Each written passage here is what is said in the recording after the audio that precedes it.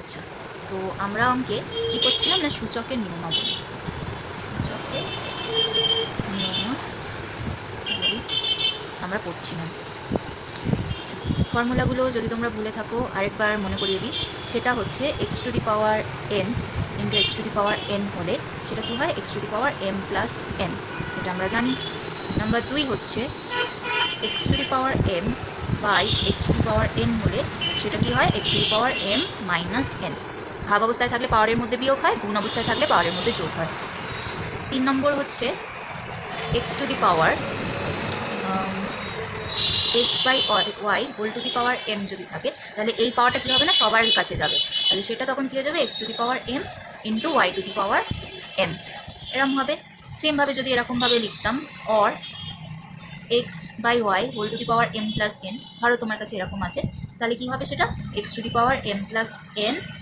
এই পাওয়ারটা সবার কাছে যাচ্ছে, সবার মধ্যে ভাগ হচ্ছে, যদি বলো তাহলে ডিস্ট্রিবিউট হচ্ছে। আর Y to the power N plus N,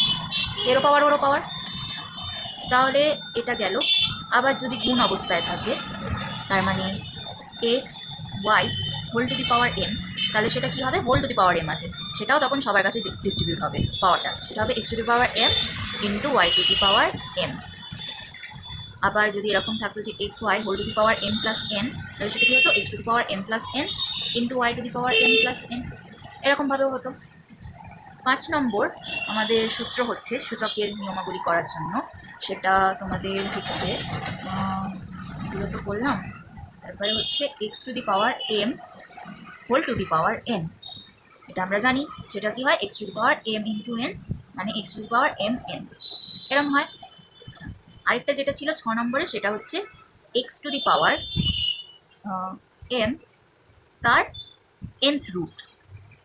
তাই তো, nth root of x to the power m, বা এটাকে বলে এনতম মূল কার না, x to the power m এর। আচ্ছা, তাহলে সেটা কি হয়, এক্স টু দি পাওয়ার যেহেতু পাওয়ার মানে এক্সের পাওয়ার এম আছে সেটা হচ্ছে এম, আর যেহেতু এটা এনতম মূল বা nth রুট, তাহলে সেটা এনটা কি হয়, নিচে চলে যায়। এই ফর্মুলাগুলো আমরা জানি, আমরা শিখেছিলাম আগে। এই হচ্ছে আমার 6টা ফর্মুলা, কীভাবে কী করতে হয় বা না করতে হয়। এছাড়াও আমরা কি জানি যে x to the power minus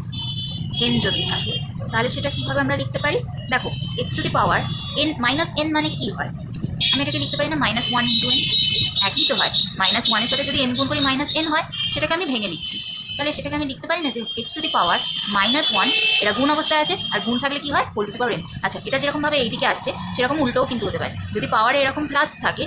একটা উদাহরণ দিচ্ছি 1 নম্বরটাই, যে x to the power M plus n যদি থাকে, সেটাকে আমি ভেঙে কিন্তু x to the power M into x to the power n হতে, মানে ফর্মুলার বাঁ দিকে যা আছে যদি ডান দিকেও যেতে পারি, তাহলে ডান দিকে যদি থাকে তাহলে সেখান থেকে বাঁ দিকেও আসতে পারি,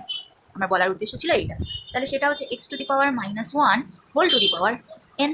এরকমভাবেও লিখতে পারি না। আচ্ছা, আবার এই X to the power one minus one মানে কী হয়, মাইনাস ওয়ান মানে আমি কী বলেছি, পাওয়ারে যদি মাইনাস থাকে তাহলে সেটা কীভাবে লিখতে হয়, 1 বাই এক্স, কারণ এই এক্সটা যখন উপরে উঠছে, এর এক্সে কিছু নেই, মানে এখানে 1 আছে, তাই তো, তাহলে এ যখন উপরে ওঠে তখন কী হয়, মাইনাস 1 হয়ে যায়। আচ্ছা, তার whole to the power n, তাই তো, এনটাকে তো আর বাদ দিতে পারি না, তাহলে 1 টু দি পাওয়ার এন, আর এটা কী হয়ে যাবে, এ এনটা সবার মধ্যে ডিস্ট্রিবিউট হবে, 1 টু দি পাওয়ার এন হবে, এক্স টু দি পাওয়ারও এন হবে। আচ্ছা, আমরা সবাই জানি 1-এর পাওয়ারে যাই দাও না কেন, এন যদি একটা বাস্তব সংখ্যা হয় বা যে কোনো একটা সংখ্যা হয়, 1-এর ভ্যালু 1-ই থাকে, আর এটা কী হয়ে যাবে, তাহলে আমি কী পেলাম না, 1 by x to the power n, তাই তো, কারণ x to the power n হলে সেটা এক্স টু দি পাওয়ার এনই থাকবে, আর 1 টু দি পাওয়ার এন থাকলে সেটা 1 হয়ে যাবে। এইগুলো ছাড়াও আরও কয়েকটা বিশেষ কিছু আমাদের জানার আছে, সেটা হচ্ছে এক্স টু দি পাওয়ার 0 মানে হচ্ছে 1, আর X to the power minus 1 মানে আমরা আগেই জানি সেটা কী হয়, 1 বাই এক্স হয়, কারণ এখানে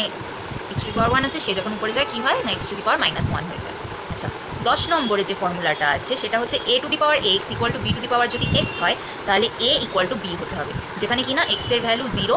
কারণ অবশ্যই এক্সের ভ্যালু যদি 0 হয়ে যায়, ধরো এখানে এ টু দি পাওয়ার 0 আর বি টু দি পাওয়ার 0, তাহলে এর ভ্যালু 1 হবে, এর ভ্যালু 1 হবে, তাহলে দুজনেই সমান, ওই জন্য বলেছে এক্স ইকুয়াল টু 0, আর এ বি যে কোনো সংখ্যা বা যে কোনো ভেরিয়েবল বা যে কোনো সহক আমরা বলতে পারি। তাহলে কি হয় না, A to the power X equal to B to the power X যদি হয়, মানে দুজনেরই পাওয়ার যদি সেম হয়, তার মানে কি এ ইকুয়াল টু বি হবে। আরেকটা আছে যেটা হচ্ছে A to the power X equal to A to the power Y, মানে এখানে এই যে নিধান বা বেস, এ তো base, A to the power X equal to A to the power Y যদি হয়, তাহলে যেহেতু এদের দুজনারই বেস সমান, সেই কারণে এক্স ইকুয়াল টু ওয়াই হবে, কারণ এ টু দি পাওয়ার এক্স এখানেও আছে, এখানেও আবার এ টু দি পাওয়ার ওয়াই আছে, এক্সেরও বেস হচ্ছে এ, ওয়াইয়েরও বেস হচ্ছে এ, তাই এক্স ইকুয়াল টু ওয়াই হবে। কখন না, যখন এ নট ইকুয়াল টু, যখন এর মান 0, 1 বা -1 হবে না, আর এক্স আর ওয়াই যে কোনো সংখ্যা হবে, সেটা ঋণাত্মক হতে পারে বা ধনাত্মক হতে পারে, মানে পজিটিভ বা নেগেটিভ যা কিছু হতে পারে, কিন্তু যখন এদের বেস সমান হবে তখন এদের পাওয়ারটা একে অপরের সমান হয়ে যাবে। আর এটা কি ছিল, যখন এদের পাওয়ার সমান হবে তখন এদের বেসগুলো একে অপরের সমান হয়ে যাবে। এইগুলোই ছিল আমাদের এই এখান থেকে শুরু করে 10টা ফর্মুলা।